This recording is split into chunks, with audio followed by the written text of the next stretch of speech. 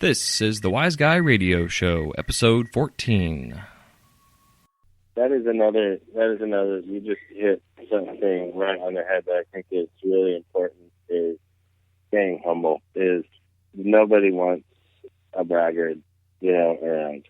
And also it's just being real. It's like, even if you had a great idea and it's the best idea in the world, would you have had that great idea if it weren't for having worked with or seen or being exposed to whatever elements it was that brought you to that idea? It's like to always be having a little bit of respect and something for where you came from that I think people respond to, and they can vibe that off. What I try really hard to stay humble is, it's not too hard for me because, my stuff's, it might be good electroforming, but without the glass, what am I electroforming? Right. This is the Wise Guy Radio Show, a podcast dedicated to educating and inspiring through conversations with today's top talents in the world of glass.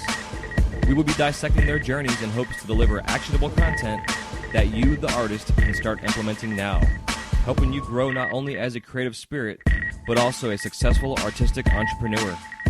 With a little organization, relationship building, and your artistic ability, you can obtain greatness. Climb aboard, whether an artist, retail owner, or enthusiast. We have a ton of fun in store for you. Welcome to the Wise Guy Radio Show.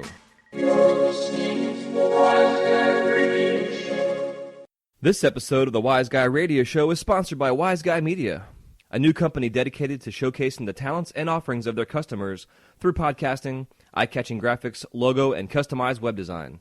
Established in 2015, Wise Guy Media is continuing to push the elements of web and logo design with outside-of-the-box ideas and up-to-date graphic-generating programs.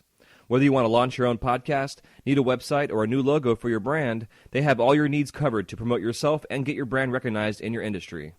To see what they've been up to, check out their site, www.sonyermedia.com/wiseguy, for a sample of what they've been doing to help get this podcast off the ground. That's www.sonyermedia, SANYERMEDIA.com/wiseguy.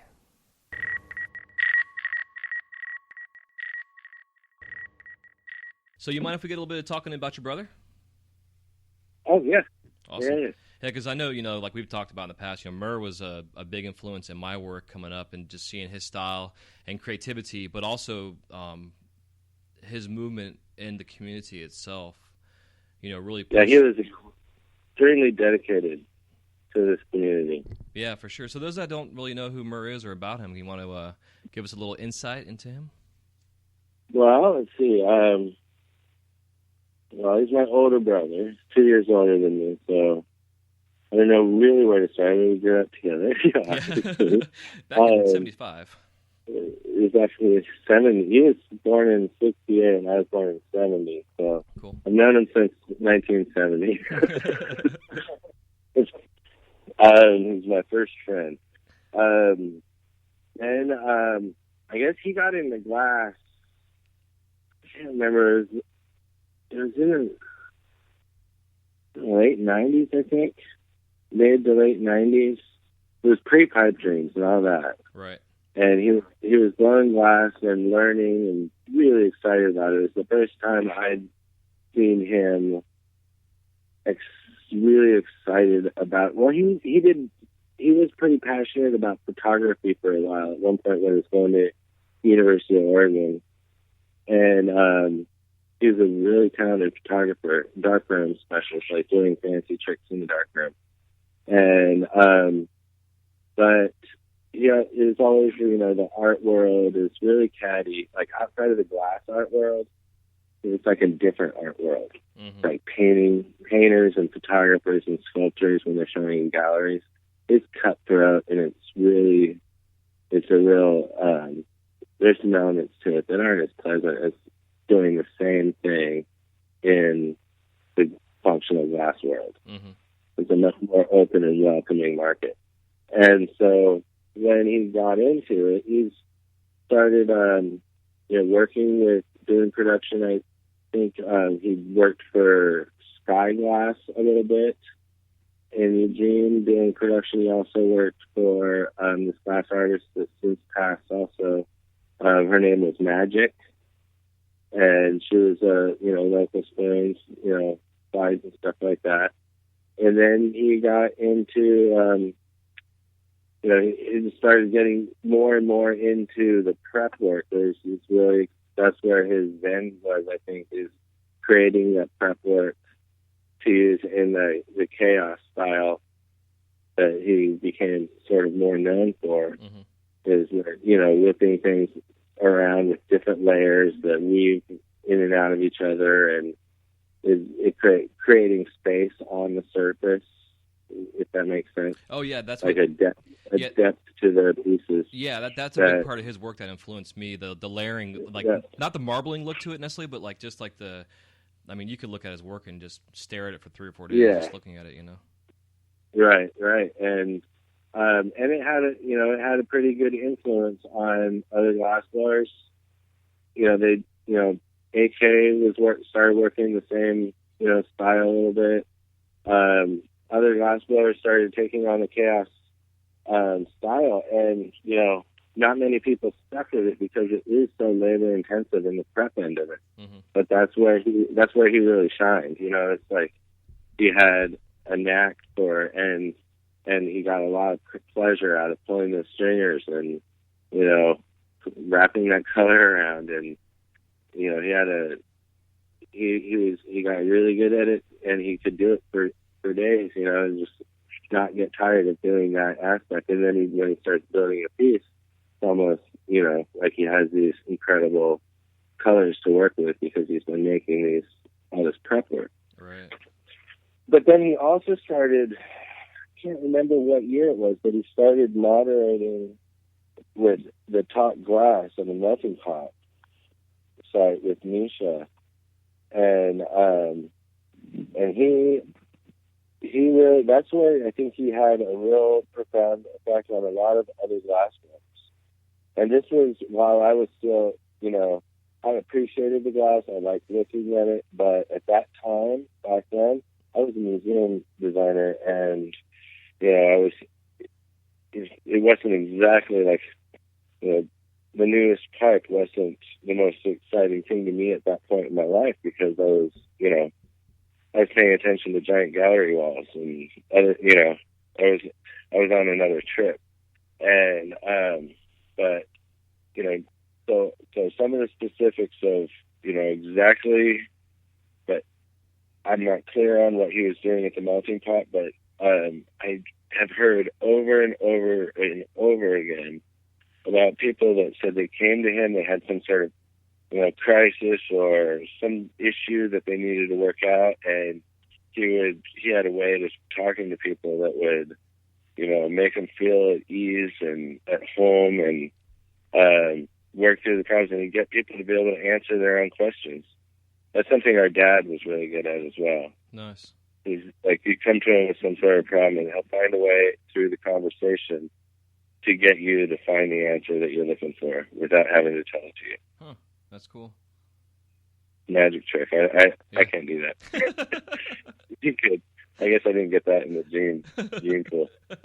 But so many people have come every year at DFO when I see them, or at trade shows, or just when I'm down visiting Eugene and I stop by the Cornerstone shops and say hi, and people, he's like, oh, your brother was just such a positive influence on me during this career. I would never have stuck with it if it weren't for him. And I hear a lot of that, and it really makes me feel good to keep hearing it, because when you hear that your brother just passed on, it's like made a lasting effect on a community that he loves so much. Yeah. That was another really nice thing about the DFO last week, is that they dedicated the stage where all the music and everything happens is now the Mermonkey stage. Yeah, that's so awesome, bro. I saw that. And they had a really nice dedication, and that was a real touching moment. Yeah, that's with our community, that's what I love. We don't all know each other personally, but we all do on some level, and the the way the community come, like when he passed, it was amazing how fast the community came together, from all over the world. It's true. Yeah. I mean, after he passed, the auctions that went down to help his family, to help Zoe and Anna, was mind-blowing. Like, mind-blowing. I mean, Team Japan did a piece for him. Brushland, everybody. Every Clinton. I mean, all these glassblowers stepped up, made beautiful pieces, auctioned them, and just sent it directly to, their PayPal. Yeah. And it was just such an incredible outpouring of support, and, Yeah, I think myself, it was one of the first auctions I had ever done before on Instagram. Like, I do them now more often as, like, a regular thing, but, like, I think it was, like, the second one I had ever done. But I was, like, as soon as I saw it had happened, I was like, holy shit, I am all over this. Right. So and I think it was at the time, too, what I got for the auction was honestly the highest amount of money I'd ever been paid for an individual single piece, too. So, it was the whole overall experience was just amazing. Auctions are a really great way to, like, if you've got something new that you're not sure where it falls in the price category, and auctions are a great way to sort of take the piece's temperature. Yeah, find out how hot it is, because you show it to people and you're like, this is for auction. It's like, you can set a private reserve. Say I want at least this much for it. And so the reserve may or may not get met, but then when it gets met and then tripled, you're like, whoa, okay, now I did something really good here. And right away, because sometimes you don't know when you're in your shop and you're alone, and you're like, I'm just making these things, and it's new, but, I don't know what anybody's reaction is going to be.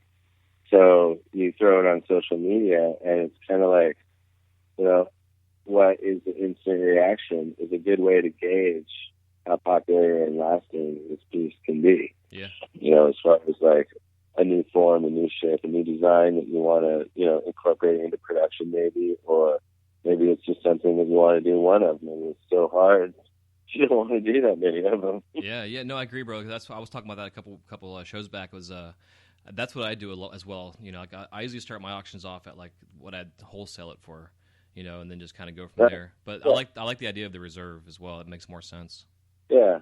Well, and you see a lot of people where it's like there is a reserve, but they'll start it at like 1 penny and then be like, well, in increments, and somebody will jump right away and be like, I haven't done the start at 1 penny thing yet, but I've seen like Clinton.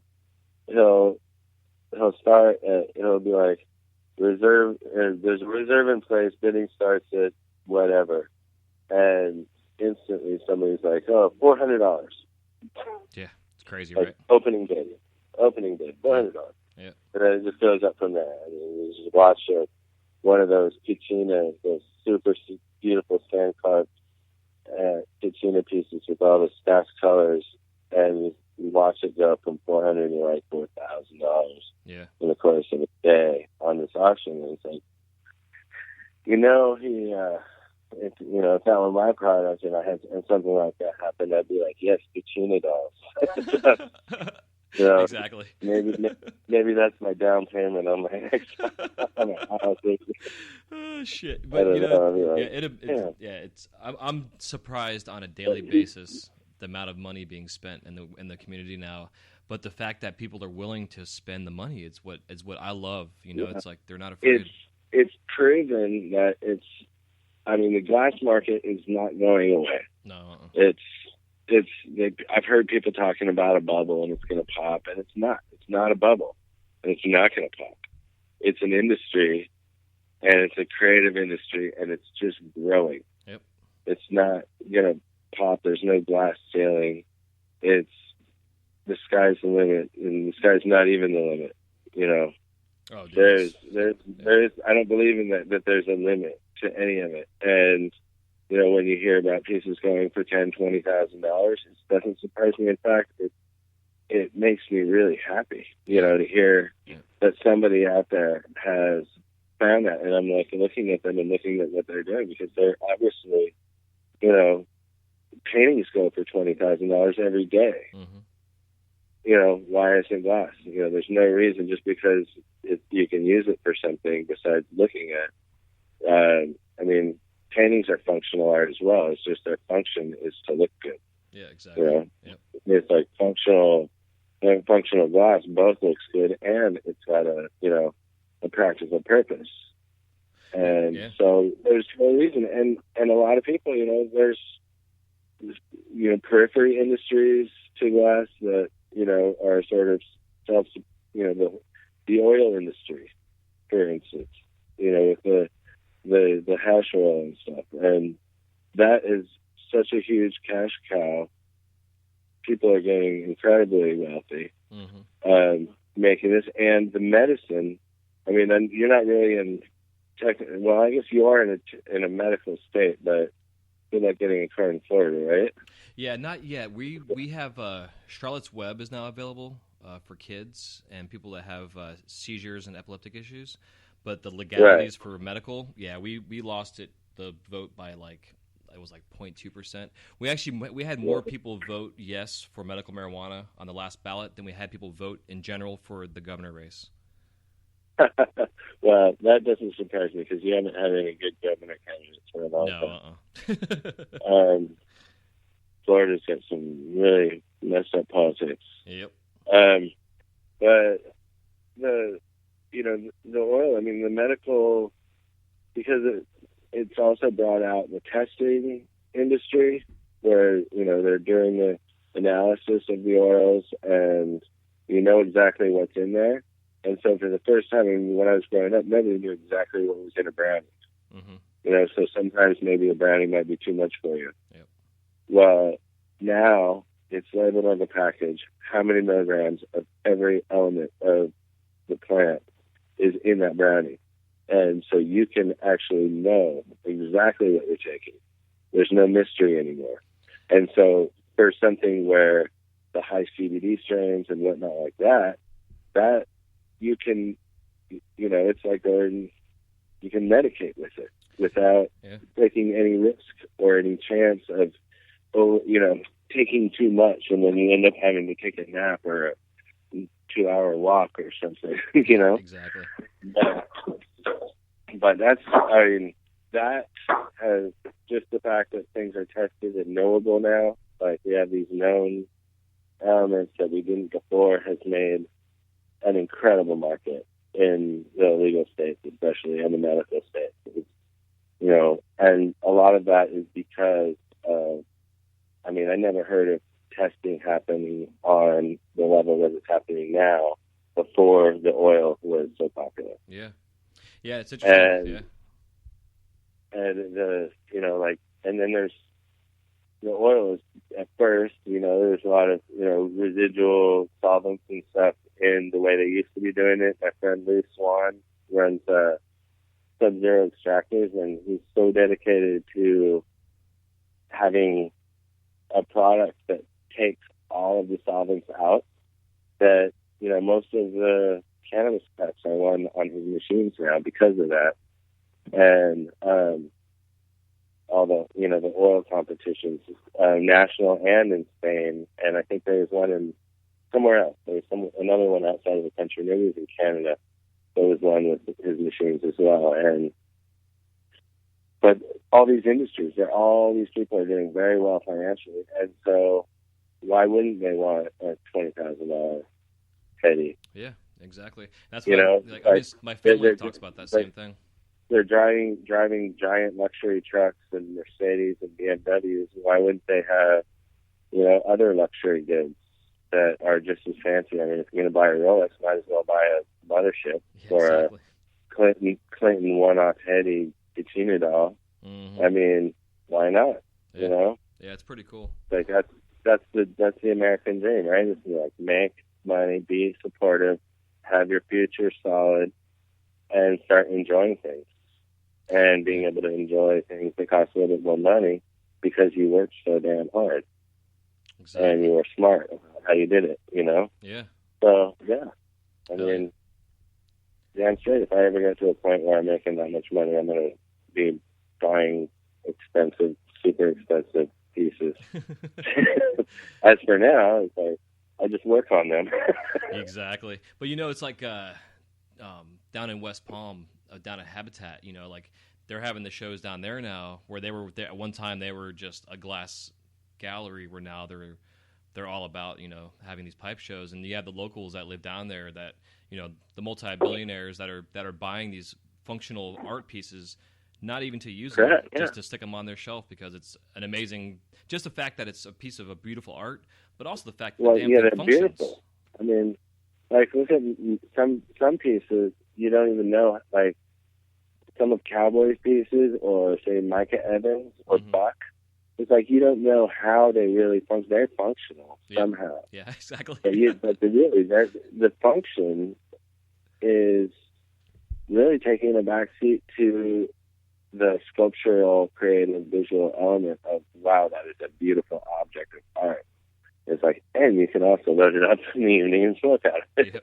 Yep. But you wouldn't necessarily always know how it functions just by looking at it the first time. You know, you'd have to really inspect it. Mm-hmm. But you know, it's really, what the striking part is that it is a piece of art, a piece of sculpture, and I don't see any reason that it doesn't fit into the same, you know, financial, you know, echelon as any other piece of art or sculpture. Yeah, absolutely, I agree.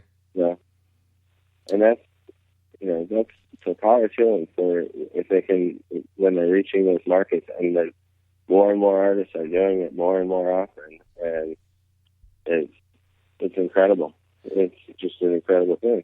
Yeah, and like you're saying too, like I don't see a bubble either. You know, like the whole concept is kind of silly, because it seems like our industry is based on trends more than anything. Yeah, I think usually the people that talk about the bubble are also the ones that aren't as confident in their work that it would ever be worth that or something. They're like the naysayers and sky's falling kind of people, instead of being the people that are like, amazing opportunities are happening, and, you know, jump on that, you know, vibe and roll with it and try and go there, or just go there. Don't even try, just do it. And but some people, there's a lot of, it's amazing. There's so many glass blowers in Oregon. I've met glass blowers that have been blowing for like 6-7 years, and they're still selling like $8 spoons to the local shops. Like, really? You're like, is that how you get a 401k, $8 at a time? Exactly. But, you know, that, I don't know how they're going to survive doing that, unless it's just a transitional job. But if you're really dedicated, you might as well, it behooves you to push the envelope constantly. Constantly. Right? Yeah, I agree. But I know, like, the first, you know, when I first started myself personally, it wasn't as easy as it is now. I mean, I'm not gonna say it's easy, but it's more affluent out there now than what it was in our industry. So, like, you know, I was doing bullshit production, you know, the $8 spoons, for instance, for probably the first, you know, 8-9 years or so. I was still working. Yeah, well, that's learning your craft. Right. Yeah, exactly. But at the time, though, throughout the production, I was still taking a day or taking several hours and experimenting through the production, you know, just to kind of continue to grow as an artist, because I had the business, but I also wanted to be an artist as well, you know. So it's such a huge opportunity now for the newer generation of glass artists coming up that can start off with a solid foundation of technique and then find their niche and their way in the industry, and then make a killing as an artist, but not be a dick, not be overconfident or cocky about it. Be a humble, in their studio glass artist that's making a killer living. That is another, you just hit something right on the head that I think is really important, is staying humble. Is nobody wants a braggart, you know, around. And also, it's just being real. It's like, even if you had a great idea and it's the best idea in the world, would you have had that great idea if it weren't for having worked with or seen or being exposed to whatever elements it was that brought you to that idea. Like, to always be having a little bit of respect and something for where you came from that I think people respond to, and they can vibe that off. What I try really hard to stay humble is, you know, it's not too hard for me because, well, shit, my stuff's, you know, might be good electroforming, but without the glass, what am I electroforming? Right. You know? Yeah, I hear you. You know, but it's like I'm a secondary thing. I rely on glass artists. Right. And their ability to work with me. And like Liberty, I mean, it's like Paul Long at Liberty Glass some of the pieces that we've done together are like, we have maybe is synergy the right word, where we're both just on the same page. We know when he starts to describe something, I can visualize what he's talking about pretty easily, and he obviously does the same thing with me, because I can do a drawing on my sketchbook at 10 at night, half buzz, and take a picture of it with my cell phone. Oh, sorry, there's a motorcycle bike driving by.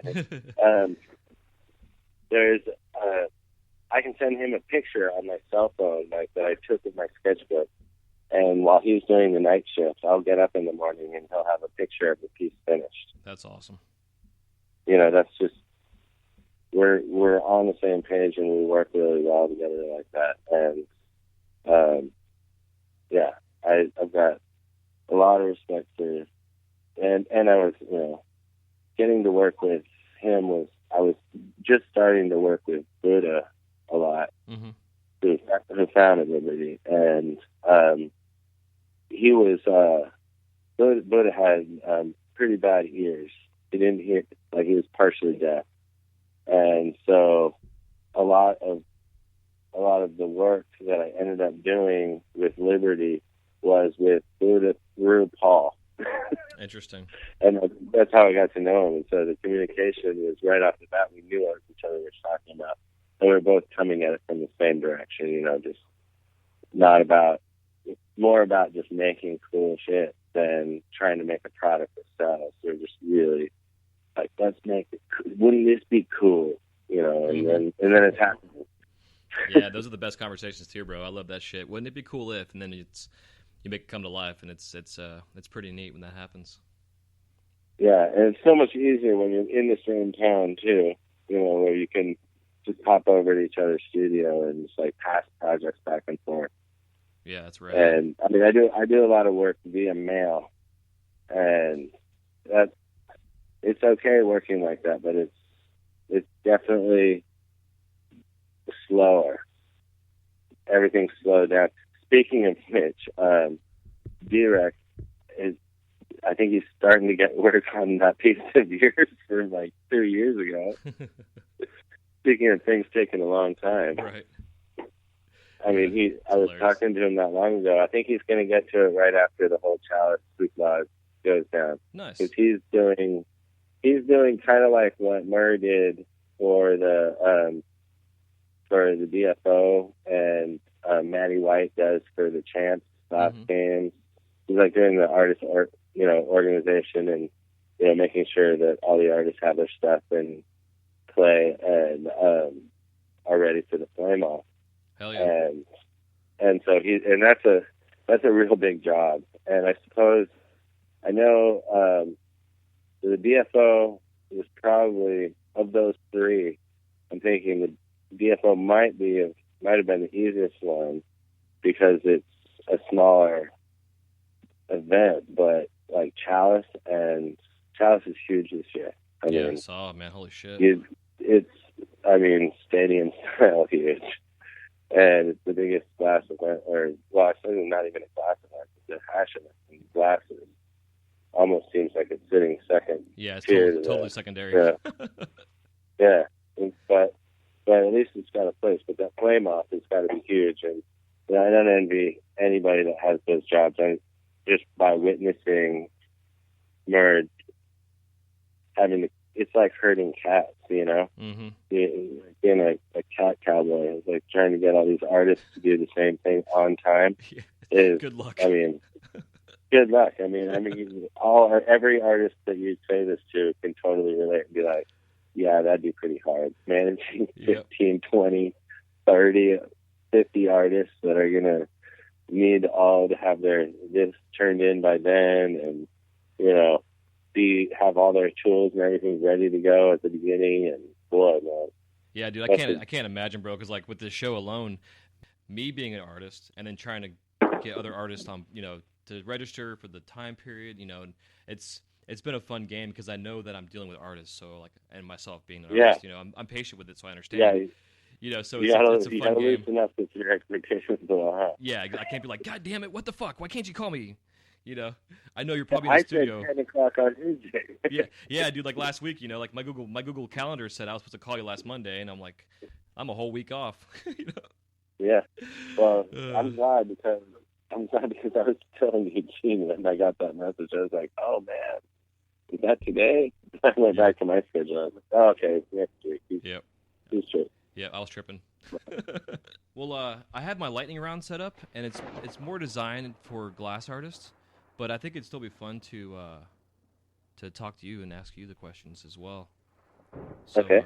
You know, I figured we'd just go ahead and do the lightning round with you anyways. So, cool. The lightning round consists of a couple questions here, short questions, and I just need a quick 30 to 60 second answer. And then if they go longer than 60 seconds, it's okay, but no big deal. So let's get the lightning round going here. All right, so if you could work with any living glass artist that you haven't worked with before, who is it and why? I'm going to say right now I want to work with Jared DeLong really badly. His glass art is phenomenal. His design elements are right up my alley as far as aesthetics that I like. He's got techniques with cold working that are fascinating to me, with the where he creates like the texture of a snake skin into the glass, and it's like sand carving. We already know how much I love, you know, deep carved sand glass, and it's another element that adds texture to the glass that I can't see any way that copper and it together aren't going to be a match made in heaven. Hell yeah! And he's an incredibly cool guy. I met him at AGE, and I've stayed in touch with him ever since. And he's just a very down to earth, smart, educated, deep thinking individual. Hell yeah! Awesome. If you could describe the sound of glass cracking in one word, what is it? I think that word is Perfect. Oh man. Your top 5 favorite colors. 5 favorite colors. Glass colors. I'm gonna say I don't know the names of all of them, but I am a big fan of. There's a very pale blue that's a transparent that looks like a sapphire. There's the dichro stuff that's coming out of like is it dichroic alchemy in Ashland with turtle time and waves. Really cool elements, and I've been seeing the sparkly glass coming around with this dichro flex in it. Let's see, another color. Clear is pretty nice too. No color. I do. I like clear.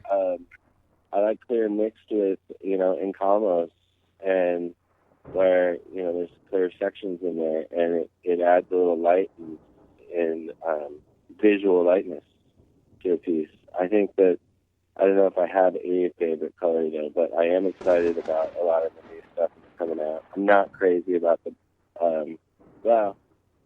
I don't have a black light in my house, so I don't see the point of having a black light reactive piece. Not personally. I mean, it might be me and the kids might love it, but I haven't had a black light in my house since I had a Velvet Elvis poster in like 1989. That's fucking cool, man. Hell yeah. So, what's your worst injury you've ever experienced? Worse?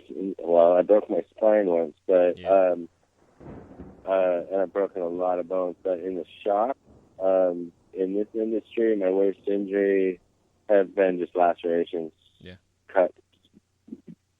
Because you get some of that electroforming fluid on the open wound. That'll tell you what sting is all about. I can't imagine, dude. Holy shit. So, you're not a glass artist per se, but if you can give your beginning artist self any advice, what would it be? Work fucking hard. Always work hard. Don't take anything for granted. Hell yeah. If you were stranded on an island that had a glass studio on it and only supplied gases and a kiln, and we'll say for this instance for you, there are, say, 2 rigs in there waiting for you, what 5 items would you bring? I would bring one item would be an entire electroforming setup with a solar panel. Nice. Because which I may be getting, my shop may be going off the grid here soon. If I can get a panel and the battery setup, I think that it's all possible. I don't use that much electricity. I would bring files, sandpaper, and a bottle of ammonia for patinas. Hell yeah. Cool. And electroform stuff.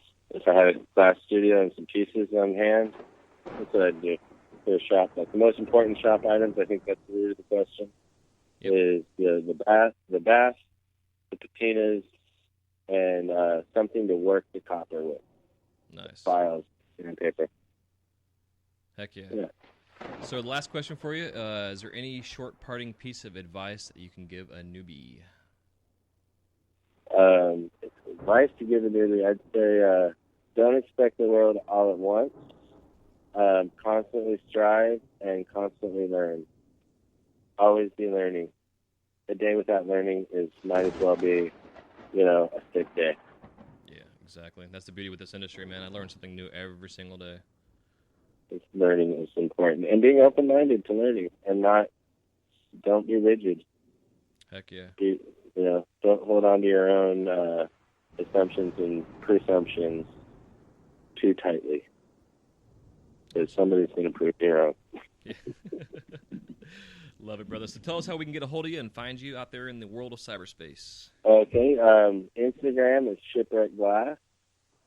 And Facebook is Chip Stealer. Facebook made me change my, it can't be called Shipwreck, but I do have a fan page on Facebook as well called Shipwreck Glass. But the best way to find me and get a hold of me is shipwreckglass@gmail or direct message on Instagram. Beautiful. Hell yeah, man. Well, again, as always, thank you so much for your time. It's I've known you for a while again, but it's always good to get to know you even better, brother.